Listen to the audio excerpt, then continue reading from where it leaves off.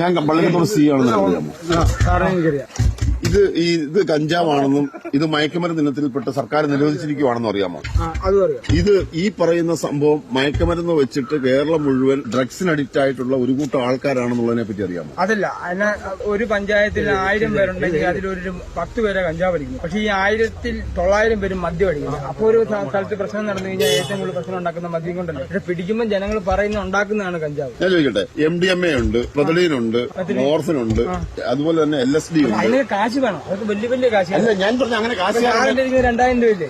ഈ 2000 രൂപയുടെ ഡബിൾ വേണം MDMA മേടിക്കാൻ. ഞാൻ പറഞ്ഞ ഈ 2000 രൂപ നീ ഇത് വിറ്റിട്ട് കിട്ടിയ കാശല്ല. പക്ഷെ ഈ 2000 ഡബിൾ വേണം MDMA മേടിക്കാൻ. അപ്പൊ ആരും പോവും, ഞാൻ പോകത്തില്ല. അപ്പൊ നീ ഇപ്പോഴും വിചാരിക്കുന്നതും വിശ്വസിക്കുന്നതും ഈ മയക്കുമരുന്ന് വിൽക്കുന്നത് തെറ്റല്ല എന്നാണ്? മയക്കുമരുന്ന് എല്ലാം തെറ്റാണ്.